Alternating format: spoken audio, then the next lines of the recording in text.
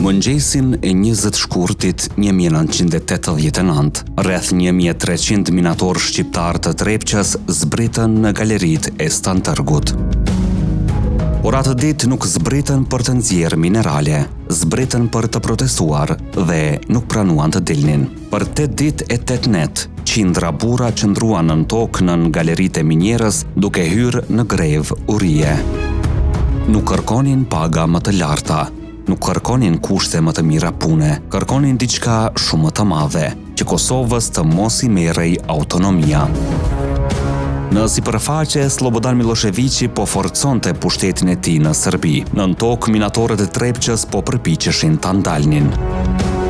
Dhe ajo që ndodhi në shkurtin e vitit 1989 nuk do të mbetej vetëm histori e një miniere. Do të bëhej një nga momentet që paralajmëruan krizën e madhe të Kosovës dhe shpërbërjen e Jugosllavisë. Nëse ju pëlqejnë historitë shqiptare të dokumentuara dhe të bazuara në fakte, pëlqejini këtë video dhe abonohuni në kanalin Histori Epike. Për të kuptuar pse 1300 minatorë vendosën të mbylleshin nën tokë, duhet të kthehemi disa vite prapa. Me kushtetutën jugoslave të vitit 1974, Kosova kishte fituar një shkallë shumë të gjerë autonomie brenda Jugosllavisë. Kosova kishte institucionet e saj, kuvendin, strukturat politike dhe një pozitë veçantë brenda Federatës Jugoslave. Por pas vdekjes së Josip Broz Titos në vitin 1980, Jugoslavia nisi të hynte gjithnjë e më thellë në krizë.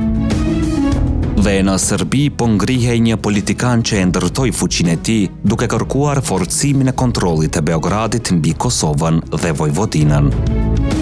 Slobodan Miloševiqi. Deri në fund të viteve 1980, udhëheqja e tij po shtynte ndryshime që do ta reduktonin ndjeshëm autonominë e Kosovës. Sipas Departamentit Amerikan të Shtetit, Miloševiqi përdori edhe mobilizimin masiv politik për të larguar udhëheqje lokale dhe për t'i zëvendësuar ata me njerëz të përshtatshëm për politikën e tij. Dhe minatorët e Trepçës e pan rrezikun shumë herët. Në fakt, protesta e shkurtit të 89-s nuk ishte reagimi i tyre i parë. Më 17 nëntor 1988, rreth 1500 punëtor, kryesisht shqiptar të Trepçës, ndërprejnë punën dhe u nisën në këmbë drejt Prishtinës. Ata protestonin kundër ndryshimeve politike dhe largimit të figurave si Azem Vllasi dhe Kaçusha Jashari, të cilët konsideroheshin pengesë për kursin që po vinten nga Beogradi. Ishte një paralajmërim, por Beogradi nuk ndryshoi kurs. Përkundrazi, në fillim të vitit 89, ndryshimet kushtetuese që preknin kompetencat e Kosovës po afroheshin gjithnjë e më shumë. Dhe me 20 shkurt, Trepça reagoi. Minatorët e turnit të parë dhe të dytë filluan të mblidheshin në galeritë e Stantërgut. Pak nga pak, numri arriti në rreth 1300 njerëz. Drejtori i minjerës në atë kohë, Burhan Kavaja, do të kujtonte më vonë edhe një detaj që tregon sa e rrezikshme ishte situata. Brenda minjerës ndodheshin rreth 2500 kg eksploziv të përdorur për punën minerare. Por minatorët nuk ishin hyrë aty për dhunë. Arma e tyre ishte refuzimi. Refuzimi për të punuar, për të ngrënë dhe mbi të gjitha për të dalë. Kërkesat e tyre ishin politike. Ata kërkonin garantimin e pozitës kushtetuese të Kosovës dhe kundërshtonin ndryshimet që po përgatiteshin. Kërkuan gjithashtu largimin e disa figurave politike shqiptare që i shihnin si të lidhura me politikën e Miloševiqit, mes tyre Rahman Morina, Ali Shukriu dhe Hüsamedin Azemi. Kjo ishte ajo që e bënte grevën të jashtëzakonshme. Trepça ishte një prej simboleve të klasës punëtore jugoslave. Në ideologjinë socialiste, punëtori duhet të ishte shtylla e sistemit. Por tani, pikërisht punëtorët po i thonin sistemit jo. Një shtet që pretendonte se sundonte në emër të klasës punëtore, po sfidohej nga minatorët e vet, dhe sfida po vinte nga thellësia e tokës. Ditët kalonin, ajri ishte i rëndë, lagështia, errësira dhe lodhja po e bënin të vetën. mjekët filluan të zbresnin në galeri. Gjendja shëndetësore e minatorëve po përkeqësohej. Dëshmitë e mbledhura vite më vonë tregojnë se kishte minatorë që sëmurëshin dhe duhej të merrnin ndihmë mjekësore. Ndërsa disa refuzonin të largoheshin edhe kur gjendja e tyre po rëndohej, por ndërsa ata qëndronin nën tokë si përfaqja po zjente.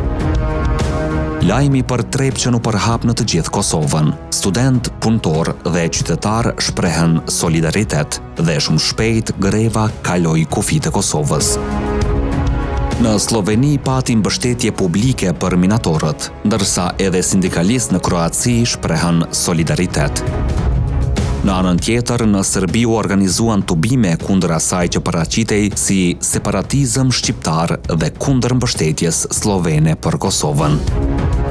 Tani nuk po përplaseshin më vetëm minatorët me udhëheqjen e Serbisë. Në Trepç po shfaqej hapur një prej qarjeve të mëdha të Jugosllavisë. Gjithnjë e më shumë, secili po e shihte të ardhmën e federatës ndryshe. Dhe në qendër të kësaj krize ishin rreth 1300 njerëz me helmeta minatori, të mbyllur 800 metra nën tokë. Pas disa ditësh, presioni u bë i jashtëzakonshëm. Më 27 dhe 28 shkurt u përhap lajmi se kërkesa për largimin e Rahman Morinës, Ali Shukriut dhe Hysamedin Azemit ishte plotësuar. Minatorët filluan të dilnin. Pas 8 ditësh në errësirë, disa prej tyre u nxorën gjatë natës. Një dëshmitar i grevës ka treguar se kjo u bë edhe për shkak se pas kaq ditësh nën tokë, sytë e tyre nuk kishin mësuar me dritën. Mund të dukej sikur minatorët kishin fituar, por historia sapo po merrte kthesën më të rëndë. Ndërsa ata dilnin nga miniera, udhëheqja jugoslave vendosi masa të posaçme për Kosovën dhe shumë shpejt filluan arrestimet. Mes të arrestuarve ishin figura politike dhe drejtues të Trepçës, përfshirë Azem Vlasin, Aziz Abrashin dhe Burhan Kavajën. Hetimi u zgjerua dhe 15 persona përfunduan të akuzuar. Amnesty International dokumentoi më vonë edhe procesin gjyqësor ndaj Vlasit, Abrashit, Kavajës dhe punëtorëve të tjerë të Trepçës. Mesazhi ishte i qartë. Greva kishte përfunduar, por përplasja jo. Dhe më pak se një muaj më vonë ndodhi pikërisht ajo që minatorët kishin frikë se do të ndodhte. 23 mars 1989, Kuvendi i Kosovës votoi ndryshimet kushtetuese. 5 ditë më vonë, me 28 mars, ato u miratuan edhe nga Kuvendi i Serbisë. Ndryshimet reduktuan në mënyrë vendimtare autonominë që Kosova kishte gëzuar sipas sistemit të vitit 1974 dhe forcuan kontrollin e Serbisë mbi provincën. Pra, 8 ditët e minatorëve nuk e ndalën procesin. Në këtë kuptim, greva humbi betejën e saj të menjëhershme, por ajo fitoi një domethënie shumë të madhe historike, sepse Trepça tregoi se shqiptarët e Kosovës nuk po e pranonin në heshtje atë që po ndodhte dhe tregoi diçka tjetër. Kriza e Kosovës nuk ishte më një problem lokal që Beogradi mund ta mbyllte brenda kufive të Serbisë. Ajo po ndante vetë Jugosllavinë. Studimet bashkohore mbi greven e konsiderojnë mobilizimin e minatorëve të viteve 1988-1989 si një prej momenteve ikonike dhe transformuese në krizën e vonë jugoslave. Pas vitit 1989, gjërat do të shkonin vetëm drejt përkeqësimit. Kontrolli i Beogradit mbi Kosovën u forcua. Shqiptarë të shumë të larguan nga institucionet dhe vendet e punës. Në vitet që pasuan do të krijoheshin institucione paralele shqiptare, sistemi paralel i arsimit dhe një formë re e rezistencës politike. Departamenti Amerikan i Shtetit e përmbledh kthesën qartë. Në vitin 1989, Miloševiqi eliminoi autonominë e Kosovës dhe më pas Beogradi nisi largimin e shumë punonjësve shqiptar nga institucionet shtetërore. Por para gjithë kësaj, para viteve të 90-ta, para përplasjes së madhe politike, para luftës, ishte Trepça, ishin minatorët dhe ishin 8 ditët e shkurthit 1989. burra të zakonshëm që zbritën në vendin e tyre të punës dhe vendosën të mos dilnin prej andej derisa zëri i tyre të dëgjohej. Ata nuk e ndalën Miloševićin, nuk e shpëtuan autonominë e Kosovës, por e paralemruan atë që po vinte. Dhe ndoshta për këtë arsye, historia e Trepçës është shumë tepër se historia e një greve. Është historia e një momenti kur lufta për statusin politik të Kosovës zbriti qindra metra nën tokë dhe prej andej u dëgjua në të gjithë Jugosllavinë.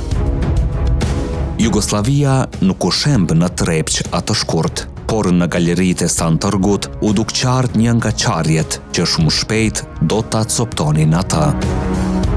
Po ju, si e vlerësoni rolin e minatorëve të Trepçës në historinë politike të Kosovës? A mendoni se greva e vitit 89 ishte një nga momentet vendimtare të rezistencës shqiptare?